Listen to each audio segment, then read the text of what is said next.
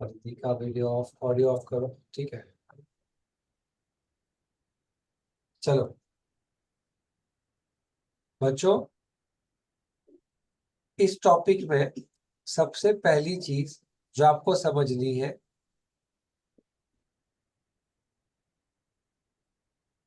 वो ये है कि इसमें जो भी हम पढ़ेंगे वो सब क्या है, सब वॉइड एग्रीमेंट है। सब क्या है? सब ही सब वॉइड एग्रीमेंट। हमें तो पता है वॉइड एग्रीमेंट क्या होता है, पता है या नहीं पता? पता है। तो आइए शुरू करते हैं इस स्टोरी को पढ़ना। और इस स्टोरी का पहला पार्ट जो हम पढ़ेंगे उसमें आप आ जाइए वेजरिंग अग्रीमेंट पे। किस पे आ जाओ? वेजरिंग अग्रीमेंट पे आ जाओ।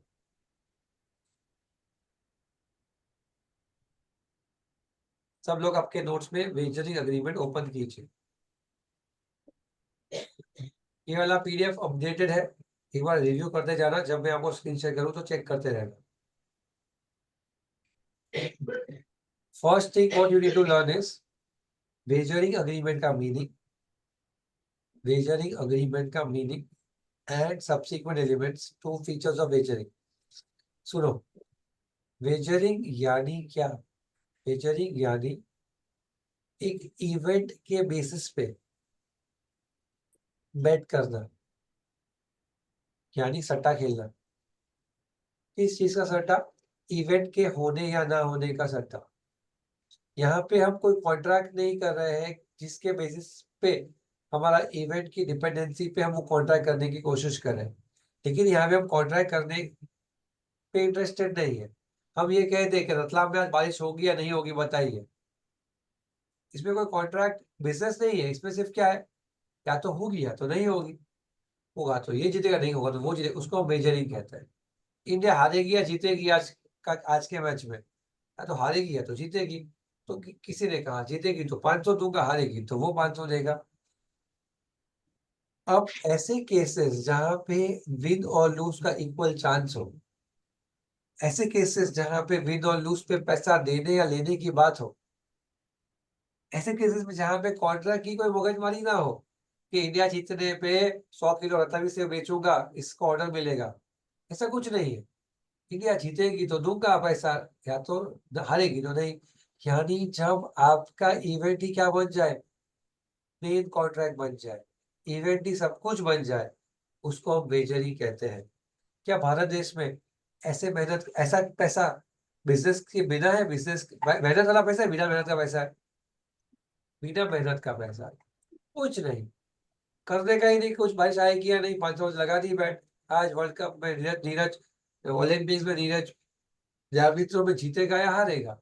100 मीटर, 100 मीटर की थ्रो करेगा या नहीं करेगा? ऐसे सब कॉमन सेंस थियरीज अमेरिका में, यूएस में, यूरोप में, सब जगह पे ना बैटिंग अलाउड है। अलाउड है बैटिंग, यानी आप रोज सुबह शाम खेल सकते हो। फुटबॉल में कौन जीतेगा, लिवरपूल या मैन्यू जीतेगा, क्रिकेट में कौन जीतेगा हारेगा, सब कुछ बैटिंग अलाउड है। लेकिन भारत देश में अभी भी बैटिंग अलाउड नहीं है, यानी क्या, वॉइड एग्रीमेंट है। गौतम और विश्वास एक बैट लगाई हो, भारत वर्ल्ड कप जीतेगा नहीं जीतेगा, जीतेगा नहीं जीतेगा, और गौतम ने कहा था जीतेगा, भारत जीत गया। विश्वास ने 500 रुपया नहीं दिया। क्या गौतम विश्वास से वो पैसा ले सकता है? बोला ना, क्योंकि वो वेजरिंग क्या है, वेजरिंग। तो आपको, मैंने आपको वेजरिंग का मतलब समझा दिया, I hope you are clear with it. Yes और नो? अब यहाँ पे ध्यान दो। अब ये वेजरिंग का देख भाई, एग्जाम में आया तो सीधा पहला पार्ट, वेजरिंग क्या होता है, दूसरा उसके फीचर्स क्या है। फीचर नंबर 1 क्या है बेटा? कि आपको वेजरिंग में क्या मिलेगा? पैसा, और कुछ भी नहीं। नंबर 2 किस पे डिपेंडेंट है? इवेंट के होने या ना होने पे डिपेंडेंट है। वो इवेंट कौन सा है, पास्ट या फ्यूचर? फ्यूचर। और वो इवेंट सर्टन है अनसर्टन है? सर सर्टन नहीं है, हो भी सकता है, और इवेंट का होना ना होना अनसर्टन है। पार्टी का बेसिस क्या है? एक जीतेगा तो एक हारेगा। और पार्टी का इवेंट पे कंट्रोल है या नहीं है? नहीं है। जो भी चीजें मैंने लक्ष्य हाईलाइट की, ये आपको वेजरिंग को साबित करने के फीचर्स है कि मेजरिंग में क्या दिया जाता है एंड में। देखो इमेज पैसा क्या दिया जाता है, पैसा पैसा जीतने या हारने की बेट है। आपको इमेज समझ में आ रही होगी। आगे पैसा इवेंट के होने या ना होने पे, हाँ इंडिया जीतेगा तो मैं दूंगा, हारेगा तो तू देना, ठीक है। फ्यूचर है या पास्ट, फ्यूचर सर्टन है अनसर्टन इवेंट, इंडिया जीते भी हारेगा पता नहीं, तो अनसर्टन है। एक जीतेगा और दूसरा हारेगा। कंट्रोल इवेंट में है या नहीं है, इवेंट पे कोई कंट्रोल नहीं है। आपको ये फीचर्स समझ में आ जाए तो आपका फीचर्स खत्म होता है। जो मैंने हाईलाइट किए वो रेफरेंसेस पे, आपको हाईलाइटेड पार्ट समझ में आ जाए। लास्ट पार्ट पे आता हूँ। Commercial transactions are valid but to pay price difference in a wagering agreement is.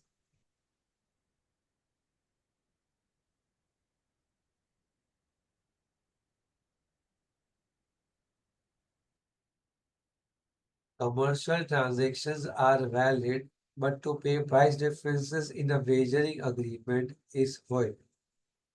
ये ये वाला पार्ट इससे कनेक्ट, किसे कनेक्टेड है बताए बच्चों, किससे? लेकिन आपके पार्ट में ये है क्या नहीं है, देखो चेक करो आपके नोट्स में। इसको यहाँ पे कट कर दो, कट कर दो। आपको यहाँ पे समझेगा नहीं, नीचे समझेगा ये। कट कर दो।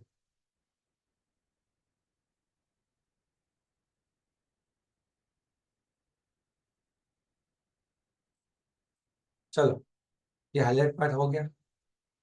नीचे आ जाओ रोहित। एक्सेप्शंस यानी पीछे हुए ट्रांजेक्शन भी वेजर ही है, लेकिन भारत सरकार ने उसको क्या मान लिया है, कॉन्ट्रैक्ट वैलिड मान चुके हैं। शेयर बाजार में करोगे सट्टा तो चलेगा या नहीं, वैलिड है या नहीं? हाँ, शेयर बाजार का सट्टा वैलिड है। नंबर दो, गेम ऑफ स्किल, कौन बनेगा करोड़पति, या फिर हाउसिंग गेम्स, लॉटरीज, ये सब में अगर आप तो कुछ ज्यादा मेहनत सी, गेम ऑफ स्किल में कुछ तो नसीब है और कुछ मेहनत है। कुछ नसीब कुछ मेहनत इसलिए उन्होंने उसको अलाउ किया है, चलेगा, वैलिड है। ड्रीम इलेवन खेलते हो, वैलिड है, इन्होंने उसको बैन नहीं किया है।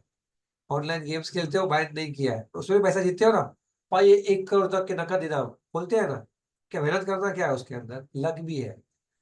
और यहाँ पे बोला गया है हॉर्स रेस, घोड़े की रेस देखी है आप लोगों ने? हॉर्स रेस इंदौर में है ना, इंदौर में शायद। हॉर्स रेस, और हॉर्स रेस में गौतम 500 तक की वैल्यू तक के प्राइस को लॉ ने वैलिड माना गया है। 500 या उससे ज्यादा की प्राइस की बिडिंग्स को भी लॉ ने बोला है ये घोड़ा जीतेगा, लगा दिया 1,000 रुपया, वो घोड़ा 2,000 रुपया। तो जब तब आप ऐसे पैसे लगाओगे तो वो भी भारत देश की सरकार ने शेयर बाजार के वेजरिंग को वैलिड माना है, गेम ऑफ स्किल के वेजरिंग को वैलिड माना है, और हॉर्स रेस में बिड करके हॉर्स रेस में पैसा लगाने को भी क्या माना गया है, वैलिड माना गया है। कॉन्ट्रैक्ट ऑफ इंश्योरेंस वेजरिंग है क्या? Answer is no. Contract of insurance को वेजरिंग माना नहीं गया है। चिट फंड, चिट फंड को भी वेजरिंग माना नहीं गया है।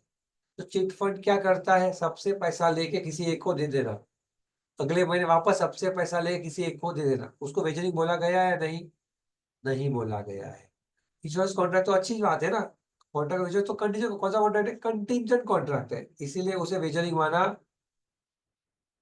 नहीं। सर वेजरिंग होता क्या है, वेजरिंग अग्रीमेंट तो वॉइड है, वॉइड। कोर्ट में एनफोर्स होगा या नहीं होगा, नॉट एनफोर्स। लेकिन तशफ, महाराष्ट्र में और गुजरात में वेजरिंग को क्या माना गया है, क्या माना गया है? इलीगल। हम्म। एक बार ये वाला 3 लाइन 4 लाइन पढ़ लीजिए तो आपका वेजरिंग खत्म हो जाए।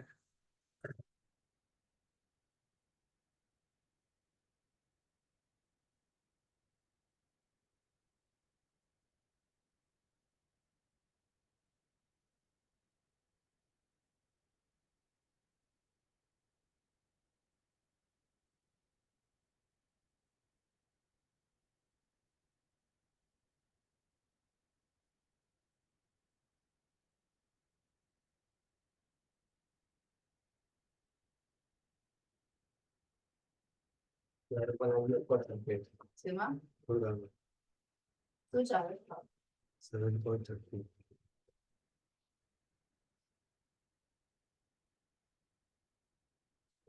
7.30 चीज बैठ लगेगा आज समझ पा गया बोला आज आज आज आता हूँ भाई आज ना ट्रांजेक्शन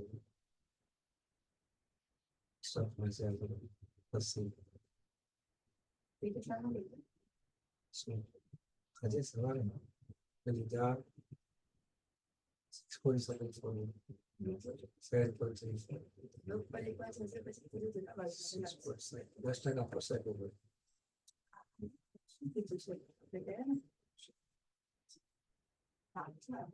टोटल कितना सेशंस से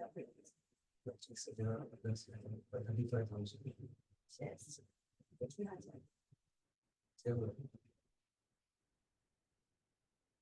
चलिए भाइयों को भी इन्वेस्टमेंट दो आपको इन्वेस्ट 2 लाख में बहुत बड़ा दे टोटल अच्छा पैसा इसे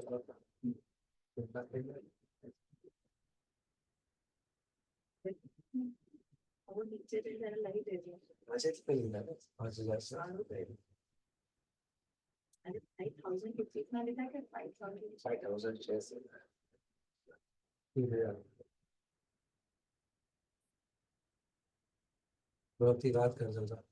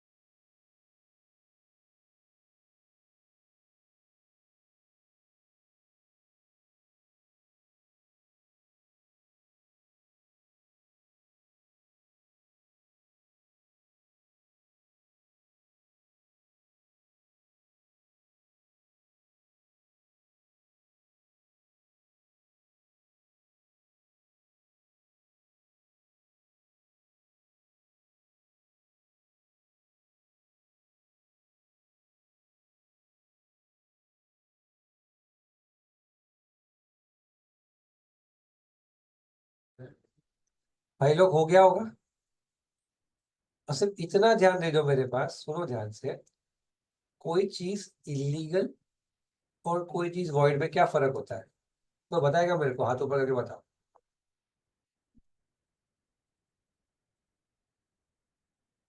और दीदी मैडम मुझे बताओ इलीगल और वॉइड में क्या अंतर होता है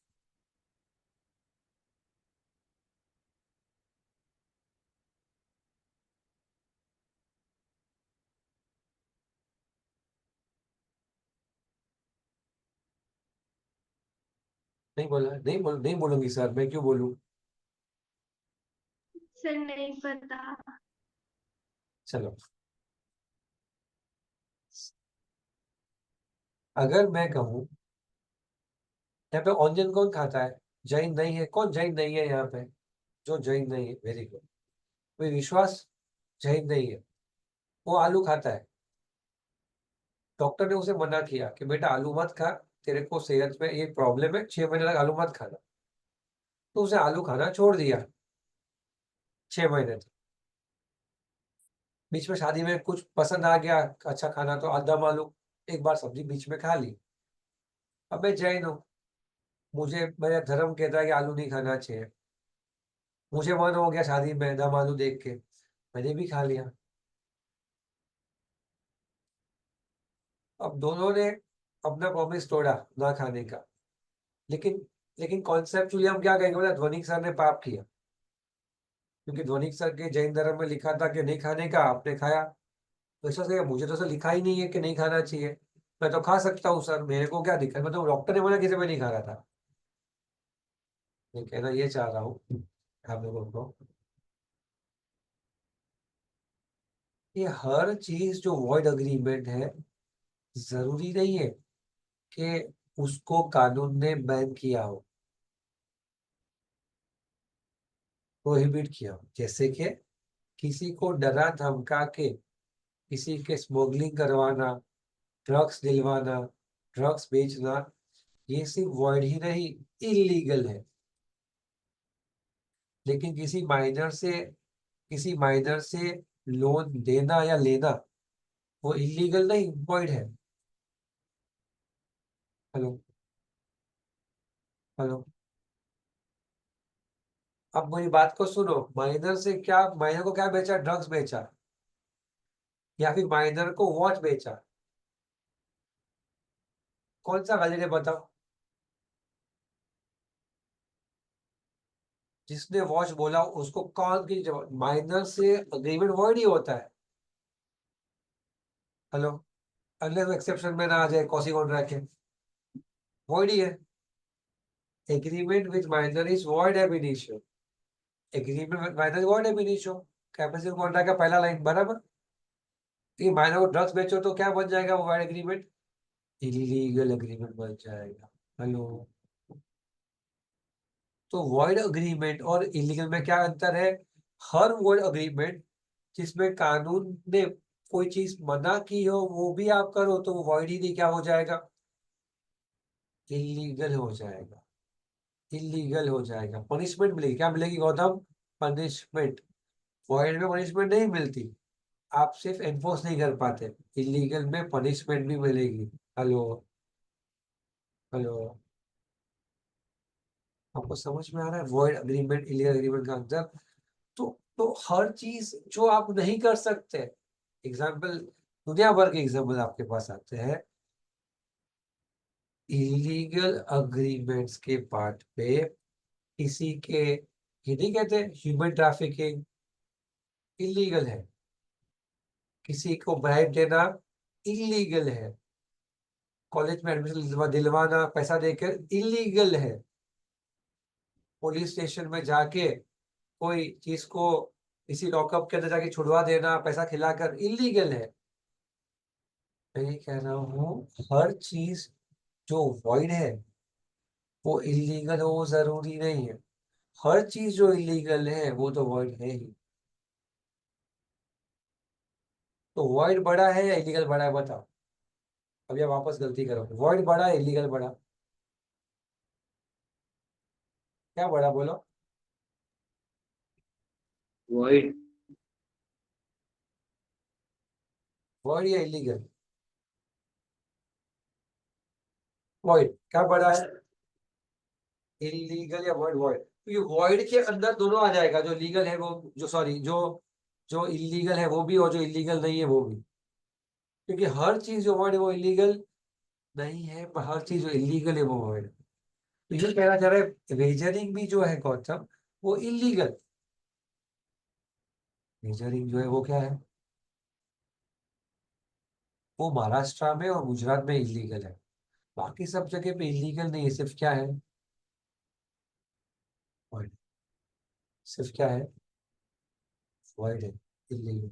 दारू पीना गुजरात में बैंड है, इलीगल है, तो आपको सिर्फ रोका नहीं जाएगा, नहीं पीने का, ऐसा नहीं डाल देगा जेल में सीधे। महाराष्ट्र में नहीं है इलीगल, वैलिड है महाराष्ट्र में तो। लेकिन पब्लिक प्लेस पे गौतम दारू पीना अलाउड नहीं है महाराष्ट्र में, तो अगर आप पियोगे तो आपको क्या कहा जाएगा कि भाई यहाँ पे नहीं पी सकते, पर आपको जेल में डालेंगे नहीं। क्यों? क्योंकि आपने क्राइम नहीं किया है महाराष्ट्र में दारू रास्ते में पी के, पर आपको रिस्ट्रिक्ट करके निकाल देंगे वहां से, चलो निकलो यहाँ से बाहर, यहाँ पे पी नहीं सकते। वो गुजरात में पी के दिखाओ दारू रास्ते पे, डालेंगे जेल में सीधा, क्योंकि वहां पे इलीगल है। समझा? बस, तो आपका एक इम्पोर्टेंट पार्ट मैंने समाप्त किया।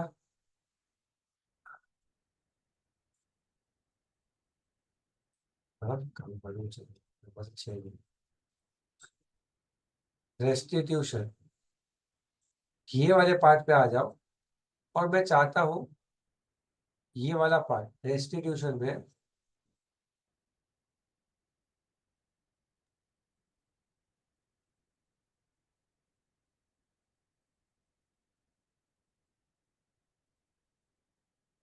खाली ये लाइन को पढ़ो, आपको समझ में नहीं आएगा बट मैं आपको समझाऊंगा। खाली वो येलो पार्ट को पढ़ो।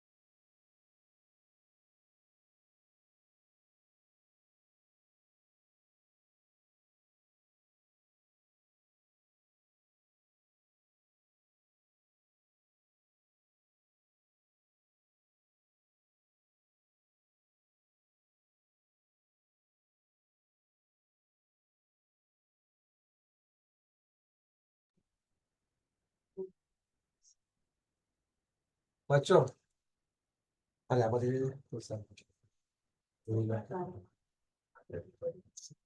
बच्चों सुनो ना, मैं जो बोलूँ वो लिख लो।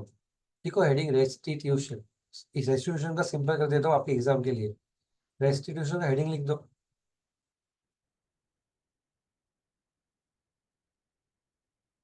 देखो restitution means making a recovery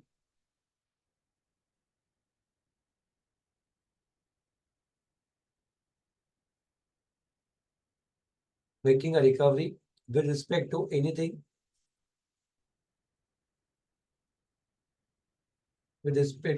paid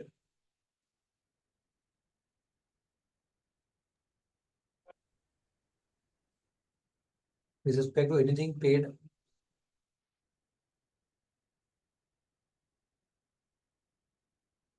to a party under an agreement, with respect to anything paid to a party under the agreement, sir party के बाद क्या बोला? under an agreement, under an agreement।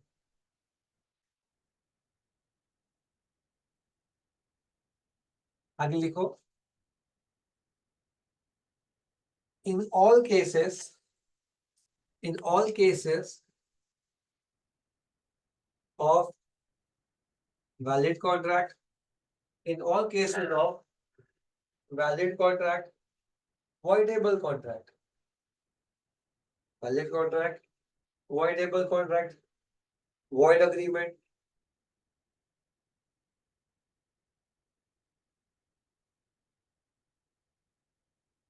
a person is entitled to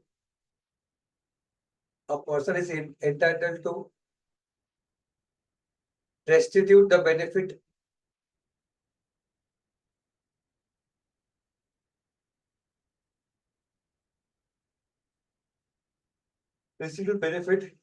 except in case of restitute benefit except in case of illegal agreement।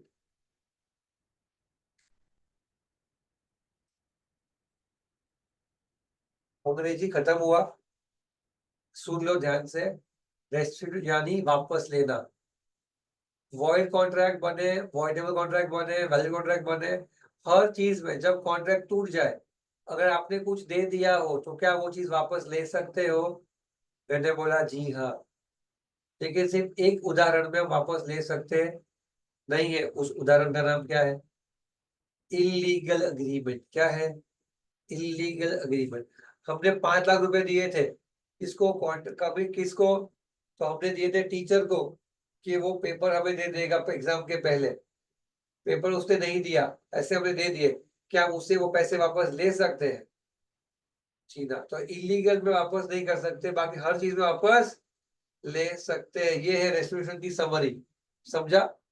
लिखा दिया है, पढ़ लो एक बार, आपके नोट से भी पढ़ सकते हो।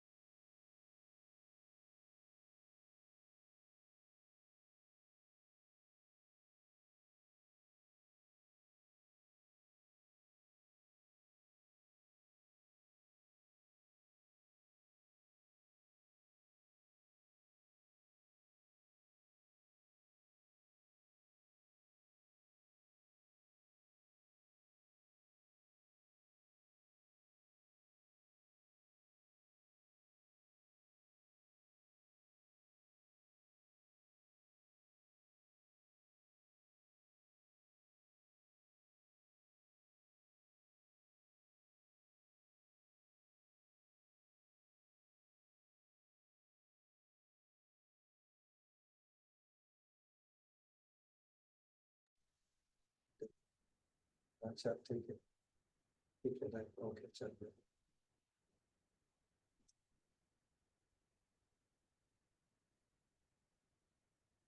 चलो, क्या आप लोगों ने पढ़ा? रेस्टिट्यूशन के अंदर मैं आपको एक और चीज सिखाता हूँ। ये बात को याद रखो कि इलीगल अग्रीमेंट के हर सिचुएशन में रेस्टिट्यूशन नहीं हो पाएगा, और इलीगल अग्रीमेंट के अलावा के रोए जितने भी ट्रांजेक्शन्स के कॉन्ट्रैक्ट के नेचर है, voidable contract, void contract, unenforceable contract, हर केस में क्या हो सकता है? पैसा जो दिया गया है, एडवांस जो दिया गया है, क्या वो वापस मिल जाएगा अगर कॉन्ट्रैक्ट टूट गया तो? जी हाँ। कोई ने किसी से जबरदस्ती शादी करवा दी किसी से, उसको गोल्ड का नेकलेस दिया, लड़की शादी तोड़ दी, रोहित कहता है जज को, सर शादी तो तोड़ दी, मेरा गोल्ड का नेकलेस वापस दिलवा दो, मिल जाएगा। हेलो? हेलो? डन।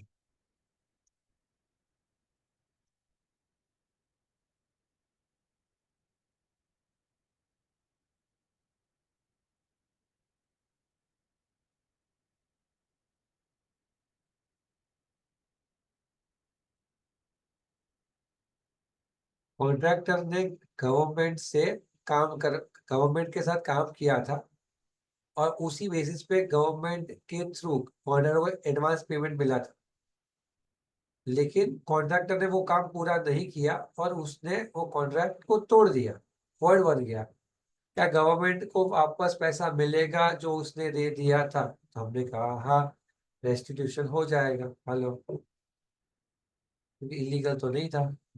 चलिए ठीक है, एक ये पढ़ा, ये आप होमवर्क में ले लो, contract of insurance versus contract of वेजरी।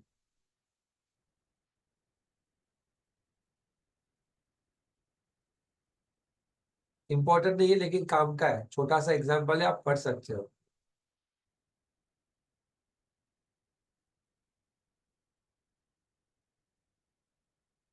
ध्यान रखना 4 मार्क के लिए आएगा, कोई भी 4 पॉइंट को बाहर करने की कोशिश करना। ये वाला इंश्योरेंस भी हमने पढ़ाया है, हमने वेजरिंग भी पढ़ा है, ठीक है।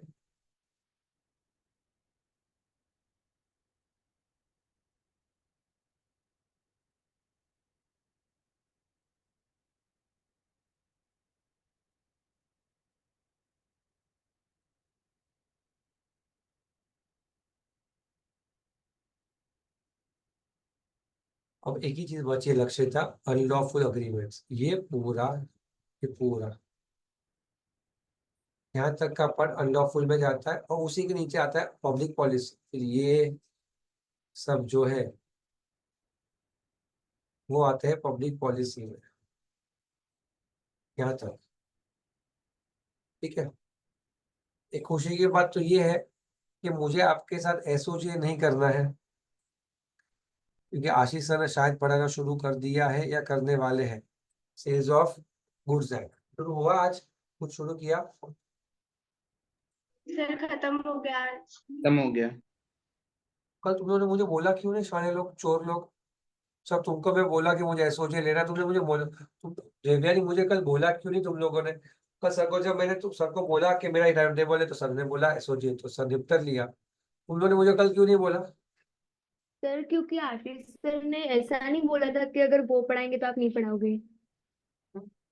लेकिन आप ऐसा जब बोलते ना कि सर हमने एक बार पढ़ लिया है, तो आपको थोड़ा सपोर्ट रहेगा जल्दी पढ़ने में, वो तो मुझे बता पाते कि नहीं। हाँ सर। हाँ परिधि, क्या पूछा। बोला था कि आएंगे सर वापस। परिधि क्या बोल रही, परिधि। सर मैं इसीलिए तो बोल रही थी कल की इजी है। अच्छा, अब इसलिए बोल रहे, मुझे लगा आपने लास्ट में मेरे से पढ़ा होगा। मुझे क्या पता कि आप अभी की बात करें, मैं तो सोचा कि आप लास्ट में जब बैठे थे ना, थोड़ा आपने मुझसे उस दिन बोला था, तो मुझे लगा कैसे जी देखा होगा। तो कल आराम से नेगोशिएबल करने के बाद कॉन्ट्रैक्ट का जो बेलमेंट प्लेज इंडेमनिटी गारंटी है, वो 19 तारीख तक फिनिश कर दूंगा, तो आपका वो पार्ट फिनिश हो जाएगा। एक ही मिनट ना बच्चों, एक ही मिनट रुको।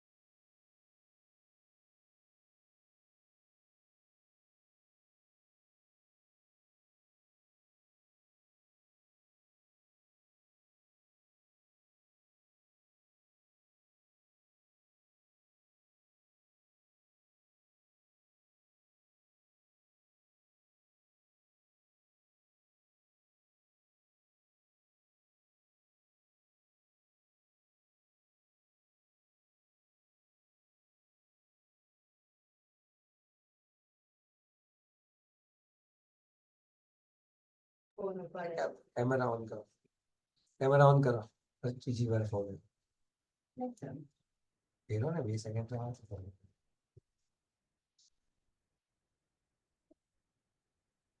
सब वीडियो ऑन करो।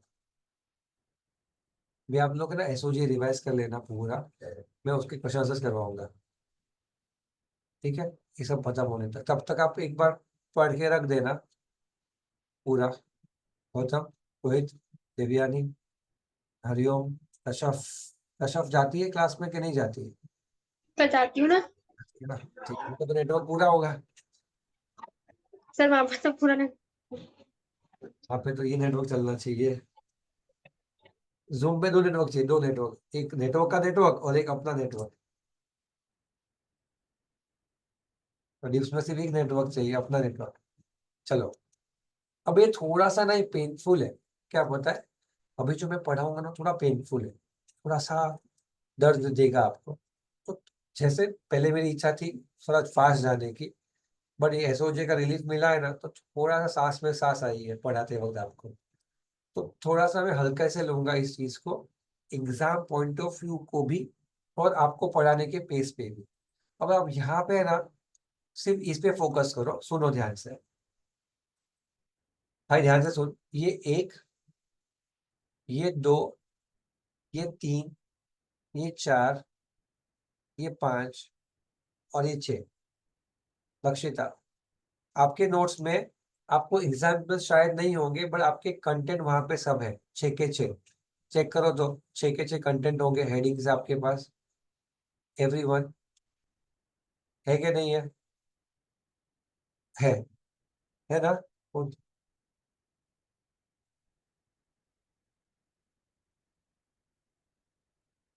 अब है ना Lakshita, when the agreement or object is forbidden by law, वो unlawful है। if when the consideration or objects defeats the provisions of law, वो unlawful है। अगर वो fraudulent है तो वो unlawful है। इंजुरी टू द पर्सन, वो unlawful है। और कोर्ट इसको इमोरल माने तो वो अनलॉफुल है। और अगेंस्ट द पब्लिक पॉलिसी है तो फिर वो अनलॉफुल है। जितने भी 6 पॉइंट दिए वो सबके सब क्या है? अनलॉफुल। सबके सब क्या है? Void agreement. सबके सब क्या है? आपके इलीगल इन नेचर। तो सर सबका आंसर तो एक ही है। सबका आंसर एक है गौतम, लेकिन सबका रीजन अलग अलग है। तो हमें समझना क्या है, आंसर या रीजन? रीजन। ये आंसर तो सबके सेम ही है।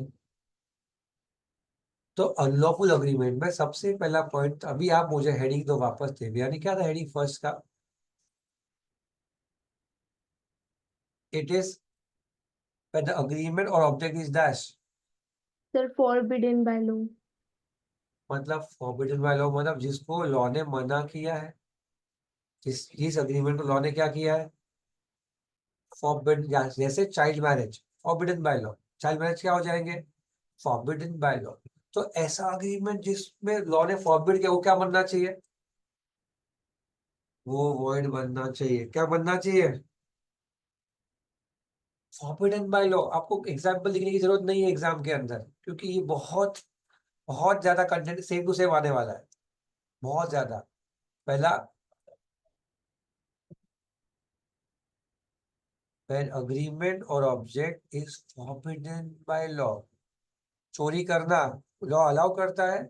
नहीं sir, forbidden by law. Hello,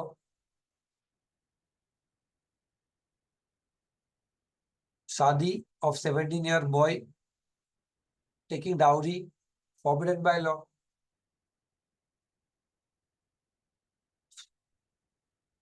if when consideration or object defeats the provision of law, मैंने कहा था आपको ये सब दर्द देने वाला है थोड़ा। प्लीज इस शब्द को ध्यान से देखिए, defeat the provision of law. शब्द को ध्यान से देखिए रोहित, वापस खाली हेडिंग को देखिए वापस एक बार नोट्स में।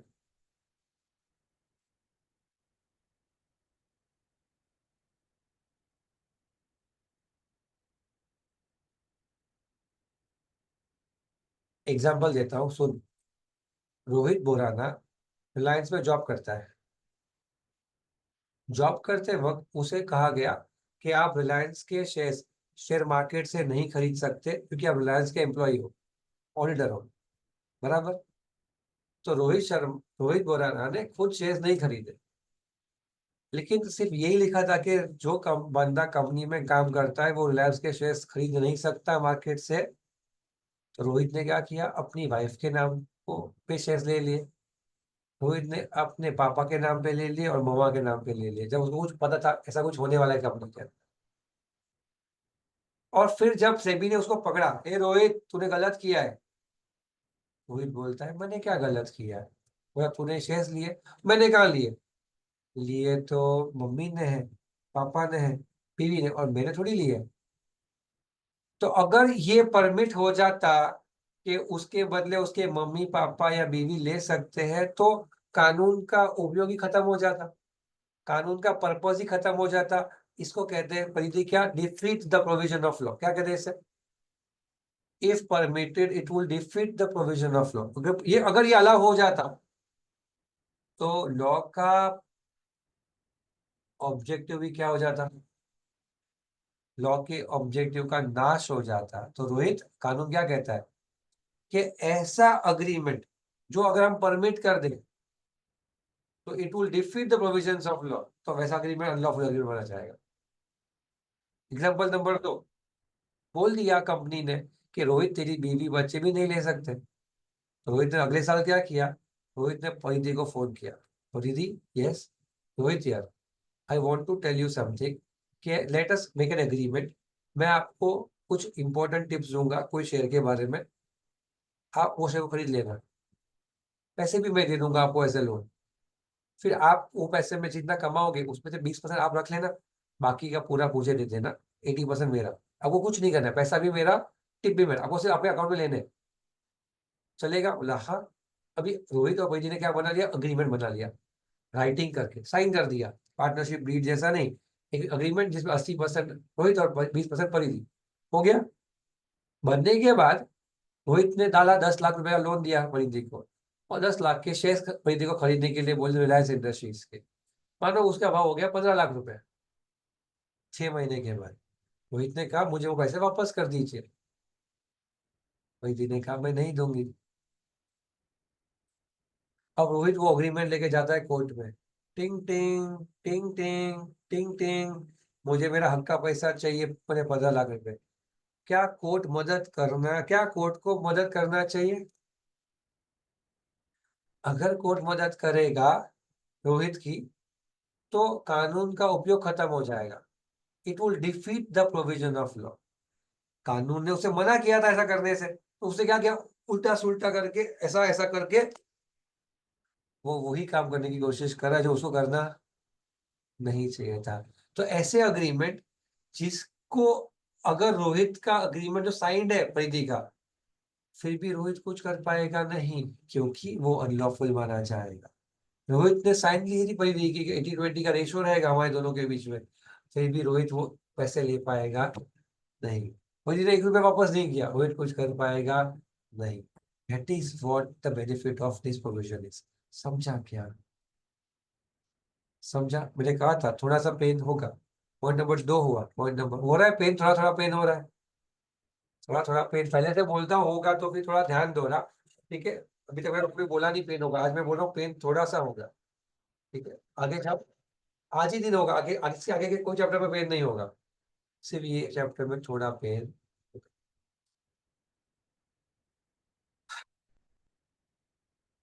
नंबर 3 क्या है, इट इज फ्रॉड्यूलेंट।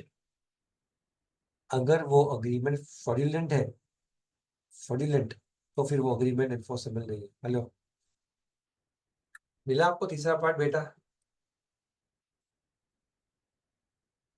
सुनना है आपको? मैं आपको डाउट पूछूं पहले,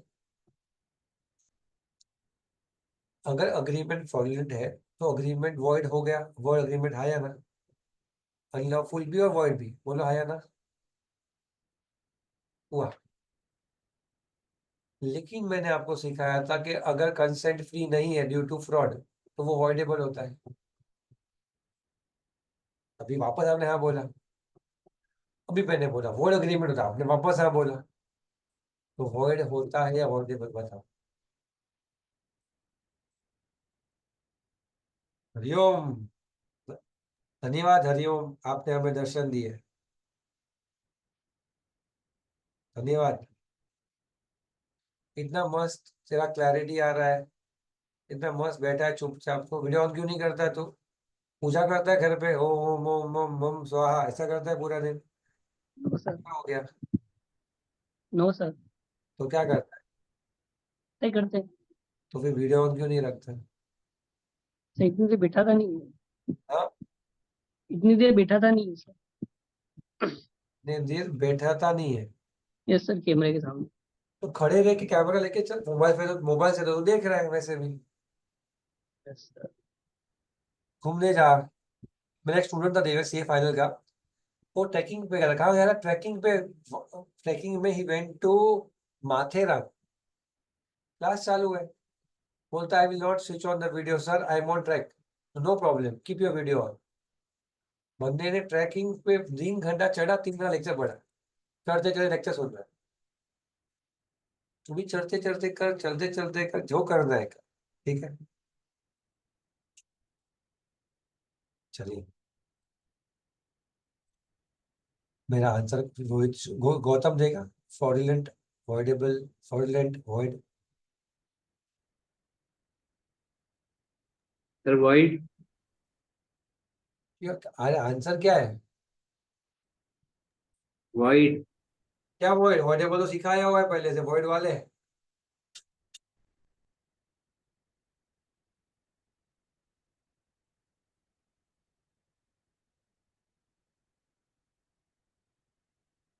सुन, सांभळो।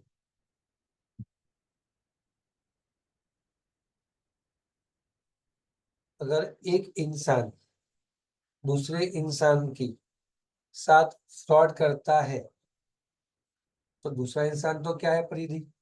इनोसेंट है, उसको तो पता नहीं था ऐसा कुछ हो रहा है, तो वॉइडेबल तो क्या बना? लेकिन दोनों चोर, दो इंसान, दो चोर है, और तीसरे के साथ कॉन्ट्रैक्ट करने की कोशिश कर रहे हैं, तो इसके लिए वॉइडेबल है। लेकिन ये चोर ने एग्रीमेंट किया था एक दूसरे के साथ, क्या? कि चोरी से जो पैसा आएगा, वो सब पैसे को हम लोग 50-50 करेंगे। तो ठीक है, अभी इसके पास पैसा पैसा पैसा आ गया पूरा, ये लेके भाग गया, ये लेके भाग गया, तो क्या ये इंसान इसके पर केस कर सकता है? नहीं। मतलब ये कि जब कोई इंसान जिसका इंटेंट फ्रॉडलेंट हो, और उस फ्रॉड के इंटेंट के साथ जो भी अग्रीमेंट बनाए गए हो, वो अग्रीमेंट्स क्या इन्फोर्सेबल होंगे? नहीं होंगे, वो वॉइड होंगे। तुमको समझा मैं क्या बोला? फ्रॉडलेंट एक्टिविटी के डेप्थ पे गौतम और निखिल जैन चोरी का धंधा शुरू करे। हमारे यहाँ पे हमारे यहाँ पे दिखने में रतलामी से बेचते हैं, पीछे क्या बनाया कंपनी? किसी को स्मगल करना, किडनैप करना, हाथ पैर तोड़ना, मर्डर करना, ये सबके पैकेज लिए जाते हैं। 50% एडवांस, 50% एडवांस, और 50% काम होने के बाद, प्लस 18% जीएसटी एक्स्ट्रा। ऐसा कोई धंधा करेगी जाओगे तो वो कौन सा धंधा है? फॉरेन एक्टिविटीज है, ये आप नहीं कर सकते। और एक ये है, तो इसके अग्रीमेंट्स इन्फोर्स हो सकते हैं। समझा क्या? सिंपल था। फॉरेन एक्टिविटी सिखाया क्या मैंने गौतम? फॉरेन एक्टिविटी वॉल्युबल कब बनती है? जब एक पार्टी इनोसेंट हो तब, जब एक पार्टी इनोसेंट हो तब। और वॉइड वॉइड कब बनती है? जब दोनों चोर हो तब। बंटी और बबली दोनों चोर, बंटी लेके भाग गया, वैसे बबली को नहीं मिला, तो बबली क्या कर सकती? कोर्ट पे केस नहीं कर सकती, दोनों चोर है। हेलो, अब तो समझा।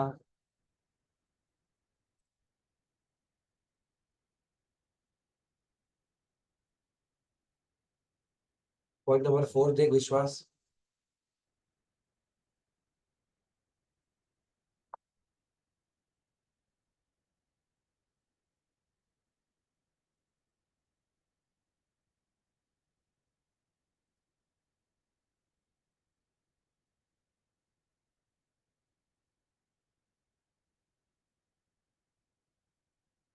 वह हुआ।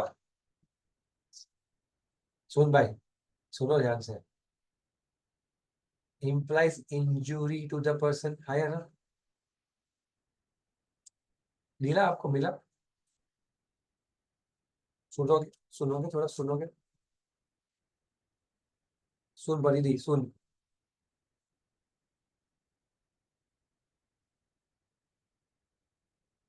इंजुरी टू द पर्सन का मतलब होता है अत्याचार होना। क्या होना? मारा मारी नहीं, अत्याचार। मारा मारी नहीं, तोड़ फोड़ नहीं करना है, किसी को ठोकना नहीं है, अत्याचार। पुराने मूवीज में हमने सुना है कि बेटी की शादी के लिए एक गरीब बाप अपना खेत बेच देता है। बेटी की शादी के डाउरी के लिए अपना खेत बेच देता है, और खेत बेचने पर भी जब वो ब्याज चुका नहीं पाता तो वो उसका गुलाम बन जाता है। लाला, इसका गुलाम बन, लाला का गुलाम बन जाता है। ऐसा कोई चीज कि लाला कहे कि भाई तेरे लोन का ब्याज होगा 50% पर मंथ, पर एनम 50%। अरे मार दोगे क्या? गाँव में ऐसा ही होता है। और लोग 6% 8% पर मंथ। मैं कहना चाह रहा हूँ कि जब ऐसा कोई सिचुएशन जहाँ पे आप इंजुरी ला रहे हो, किसी को साथ अन्याय कर रहे हो, वैसे अग्रीमेंट भले लिख के बनाए गए हो, भले अग्री किए गए हो, फिर भी वो क्या है? अनलॉफुल हो। फार्मर आया, लाला मुझे 10,000 रुपया दे दो, मुझे मेरी बेटी की शादी के लिए 10,000 रुपया कम पड़ रहे हैं। लाला कहता है कि दे दूंगा, तेरा वो पूरा खेत मेरे नाम पे कर दे पहले। वो खेत तो मेरा करोड़ों रुपए का है। गांव वालों, मेरे पास 10,000 रुपए अभी नहीं है, प्लीज 10,000 दे दे। नहीं नहीं, वो दे। ब्याज 100% ब्याज। कितना? 100% में नहीं दे सकता, नहीं दे रहे पैसे। ऑप्शन ही नहीं है पैसा लेने का उस जमाने में, उस सिचुएशन पे। और बैंक आपको रुपया दे ही नहीं रहा है, और जो दे रहा है वो आपसे एकदम अंशन ब्याज मांग रहा है, अंशन ब्याज। तो अगर लाला ने हाँ बोल दिया और वो पैसा ले लिया, और अगर वो ब्याज चुका ना सके रोहित, तो क्या वो लाला 100% ब्याज ले सकता है ये दिखा के गवर्नमेंट को कि 100% लिखा है देखो? Answer is no. क्योंकि वो ऐसा अग्रीमेंट था जो किसी इंसान पे ला रहा था इंजुरी। क्या ला रहा था? इंजुरी। इंजुरी सब दिखने वाली नहीं होती, ना दिखने वाली भी हो सकती है। Mental and physical. Hello, implying injury, तो समझा? इसका मतलब समझा क्या? लेकिन अगर मैं कहूं कि बहुत मार्केट में वॉर वॉर आ गया कंट्री में, 5 साल से वॉर चल रहा है, महंगाई बहुत बढ़ चुकी है, इसलिए ब्याज का भाव बहुत बढ़ चुका है, इसीलिए उसने ज्यादा भाव लिया, तो चलेगा? चलेगा। लेकिन ब्याज का भाव चल रहा है 10%, 12%, और तुम कितना ले रहे हो? 50%, चलेगा क्या?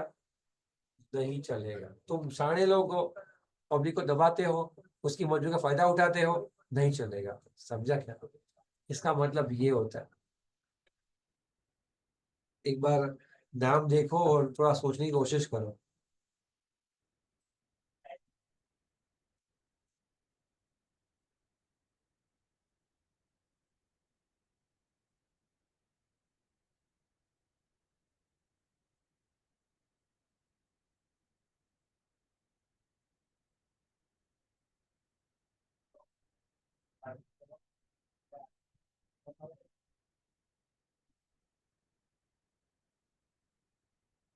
Traditionally passing with a longer foundation books.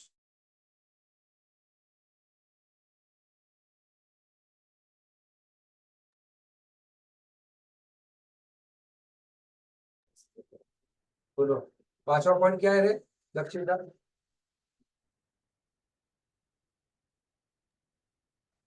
Sir, court regards it as immoral.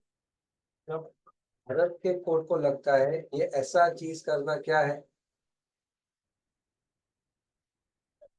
नैतिकता नहीं है, एथिकल नहीं है, इमोरल यानी समाज के लिए अच्छा उदाहरण नहीं है, समाज को बिगाड़ने के लिए ये काफी हो जाएगा, तो कोर्ट वैसे अग्रीमेंट को एनफोर्स होने देगा।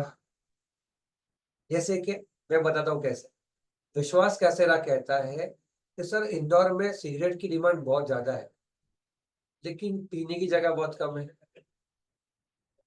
तो मैं एक पब्लिक गार्डन खोलना चाहता हूँ जहाँ पे आप आके आराम से सिगरेट फूक सको, जितनी चाहिए जितनी चाहिए, जितनी बार पियो, मजे करो। गार्डन है वो, पब्लिक स्मोकिंग गार्डन। कोर्ट ने कहा ऐसा हम अलाउ नहीं कर सकते, क्योंकि ये इमोरल हो जाएगा। क्या हो जाएगा? आज बच्चे देखेंगे जो नहीं पीते वो भी पीना शुरू कर देंगे। हेलो, प्रोस्टिट्यूशन बिजनेस, कौन सा बिजनेस? प्रोस्टिट्यूशन का। कोई कहता है वो उनका बिजनेस है, लेकिन अगर वो उसको अलाउ कर देंगे तो कोर्ट क्या कह सकता है? इमोरल है। विश्वास कहता है मेरे पास 50 बंगले ऐसा दुनिया मुंबई में, 50 बंगलों, सब भाड़े पे देता हूँ प्रोस्टिट्यूट्स को, चलेगा? भाड़े पे देना गलत नहीं है, लेकिन अगर प्रोस्टिट्यूशन के बिजनेस के लिए भाड़े पे दिया तो वो इमोरल माना जा सकता है। हेलो, तो अभी सबका आंसर आपको, सब एग्जांपल्स जो मैंने दिए लक्ष्यता, सबसे आपको ये समझ में आना ये गलत था, ऐसा नहीं होना चाहिए था, ऐसा होना नहीं चाहिए, सब समझ में आता है। लेकिन फिर भी मुझे हर एक सिचुएशन में कौन सा एग्जाम्पल जा रहा है उसको रेफरेंस, आपको रेफरेंस देना था बस, और कुछ नहीं। आपको एग्जाम में क्या आएगा? ये एग्जाम्पल आएगा, आपको सिर्फ याद करना है इसको हम क्या कहते हैं। जैसे कि oppose to public policy, sorry, जैसे कि फॉरबिडन बाय लॉ, जैसे कि फ्रॉडलेंट, जैसे कि impulse injury to the person, जैसे कि कोर्ट काउंट एज इमोरल। कोई भी चीज आप यूज कर सकते हो जो उसे बैठती होगी। समझा क्या? हेलो, लास्ट पार्ट जो है छठा पॉइंट इसका, छठा पॉइंट कहता है against the public policy, right? उसके लिए हम आगे बढ़ेंगे अगले फेज में। अगला फेज यानी जहाँ पे अगला टॉपिक जो है पूरा किसके ऊपर है? देखो नीचे point number 2, against the public policy पे। बोलो आया ना? Now Lakshita, sixth part is against the public policy rules. Against the public policy यानी क्या? सिमिलर है कि समाज के कंट्रोल के लिए, समाज के रूल्स एंड रेगुलेशंस के बेटरमेंट के लिए ऐसी कौन सी चीजें हैं जो हमें नहीं करनी चाहिए, वो सब यहाँ पे लिखी गई है। सोशल सामाजिक तंत्र बना रहे और सामाजिक तंत्र इम्बैलेंस ना हो, उसके लिए कैसी क्या क्या चीजें हैं जो आप नहीं कर सकते रोहित, वो यहाँ पे लिखी गई है। सबकी सब कौन सी है जो आप नहीं कर सकते? सबकी सब क्या है? वॉइड एग्रीमेंट है। सबकी सब क्या है? इलीगल है। हेलो, सबका आंसर एक, पर रीजन अनेक। अब मैं सिर्फ ये रिक्वेस्ट है कि पहले पार्ट के जो 6 पॉइंट्स थे उसको मेहरबानी करके हेडिंग्स को बाहर कीजिए, और हर हेडिंग का मतलब मैंने क्या बताया था उसको अपने मन में रखिए। एग्जाम्पल्स मैं सब कहते लेने, खाली पढ़िए और मुझे बताइए कि आपको कुछ 6 पॉइंट्स के मतलब याद आ रहे हैं या नहीं।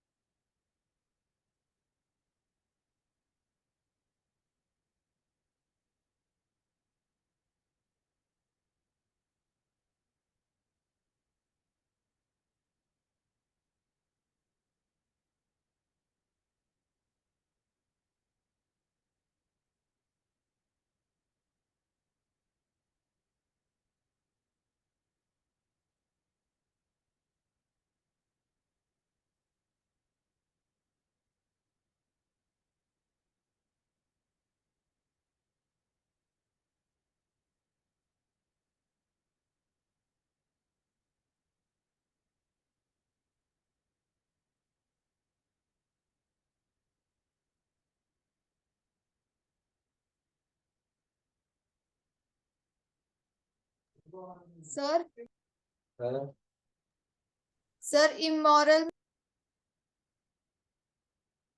इमोरल यानी अनएथिकल।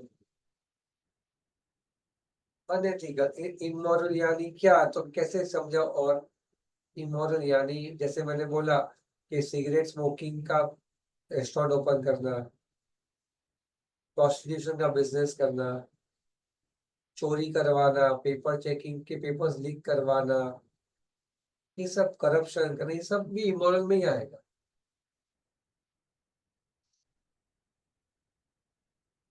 थोड़ा सा पेन वर्ड अग्रीमेंट चैप्टर में होता है और बार बार होता है, और सबसे कम चीज एग्जाम में आने वाली इसी से है, लेकिन फिर भी याद रखो एग्जाम के लिए पंगा लेने का नहीं, कॉन्ट्रैक्ट एक्ट में जरा सा भी नहीं, समझे?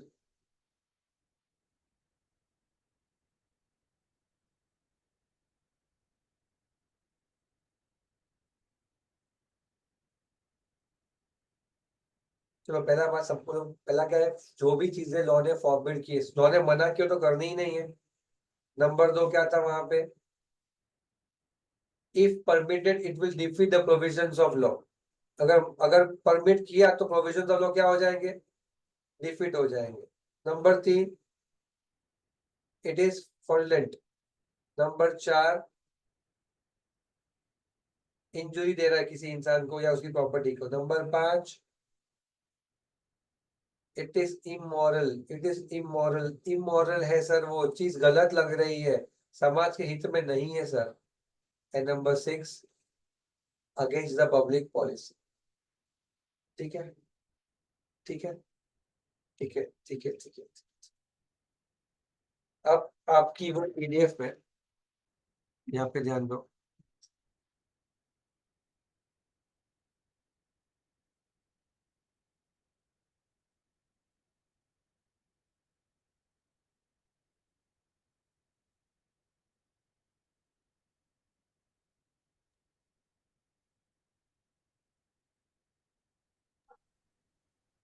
B ready for your next test.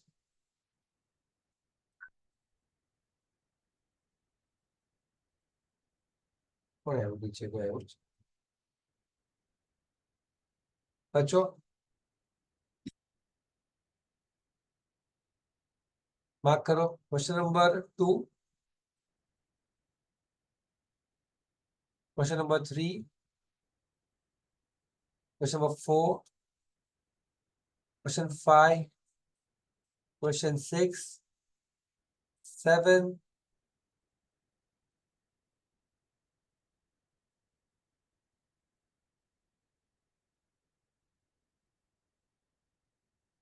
7 हो गए। फिर question number 1 miscellaneous, question number 2 miscellaneous and question number 3 miscellaneous. 10 हो गए। 10 में से कोई भी 2 लिखने हैं। कितने लिखने हैं? 2। लेकिन 10 में से 10 के आंसर्स बिना कॉपी किए लिखने हैं। खाली आंसर कैसा बताए, उसका आंसर कंक्लूजन क्या लिख रहा है बेटा, परिधि कंक्लूजन, इसका आंसर क्या होना चाहिए, उसका उसका प्रोविजन क्या होना चाहिए। 10 सॉल्व करने हैं क्वेश्चन रीड करके। इस कौन से चैप्टर से Rohit? Remedies of breach and discharge of contract, बराबर। माई नॉन परफॉर्मेंस, ये वाला पार्ट समझा क्या? सर हाँ, सर ये फ्रॉडलेंट एक बार और बता दो। फ्रॉडुलेंट में मैंने पहले, रुक जा 1 मिनट, पहले खान के नीचे मारेगा तेरे को, रुक 1 मिनट। पहले आपके 10 क्वेश्चंस क्लियर है, उसके लिए आपको discharge of contract by non performance और रेमेडीज ऑफ ब्रीच पढ़ना है, ठीक है।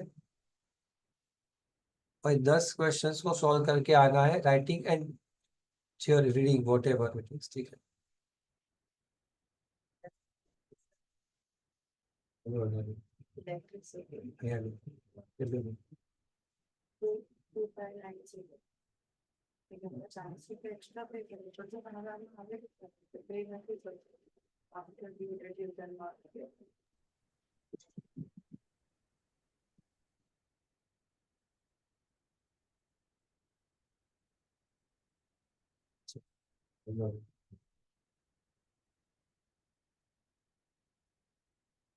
नहीं कर सकते, नहीं जो फर्स्ट बिल आएगा तेरा बिल मत की और कोई पे कर नहीं कर सकते, हमारी जीपे थी पे नहीं थे ऑटो पे। सुनो सुनो ध्यान से,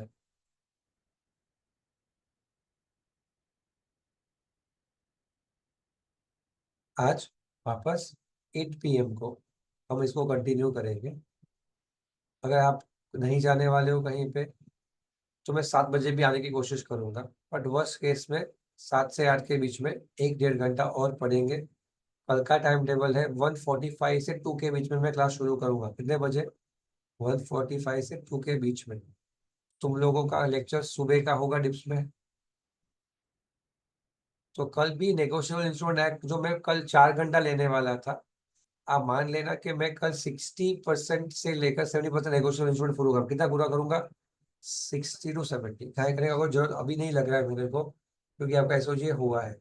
तो कल हम लोग 1:30 से 2 बजे शुरू करेंगे और अप्रोक्सीमेटली 4 बजे से 4:30 के बीच में मेरा टारगेट पूरा होने का चांसेस है। 4:30 तक पढ़ेंगे। अब नेगोशिएबल भी मजाक नहीं है। One of the toughest chapter of law at inter CA level. Eight which level? Inter CA.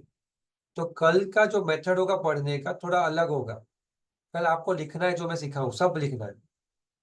मैं नोट्स नहीं दूंगा, मैं नोट्स शेयर करूंगा, लेकिन मैं जो बोलूंगा वो आप लिखते जाओगे। और उसी राइटिंग में हमारा क्या बनेगा Rohit? You will have the notes for your examinations. वही आपको पढ़ के एग्जाम देनी है। समझा? Negotiable instrument act will be complete notes. तो कल के सेशन के लिए रेडी रहना। आज 8 बजे मिलना और जो होमवर्क दिया वो करके रखना। वर्ड अग्रीमेंट में अगर कुछ बच गया तो पहले उसको 15-20 मिनट पढ़ने कल वापस कंटिन्यू करेंगे। Then will start negotiable instrument act. पर आप ये समझ लेना, कल जो आप नेगोशिएबल में पढ़ोगे ना वही एग्जाम में आएगा। कल जो आप पढ़ोगे वही नेगोशिएबल का पार्ट एग्जाम में आएगा। और अगर कुछ और आता है तो दुनिया में पूरे इंडिया में किसी को भी नहीं आएगा, आपको ही नहीं। ठीक है, इतना मेरा गारंटी रहेगा। मिलता हूँ। जय श्री राम, जय जिंदा। सर मत बोलना मुझे, 8 सर बजे बोलना। ठीक है, 8 बजे मुझे जितना सर बोलना है बोलना। ठीक है, चलो बाय। C you. जय श्री कृष्ण, जय श्री राम, जय श्री राम।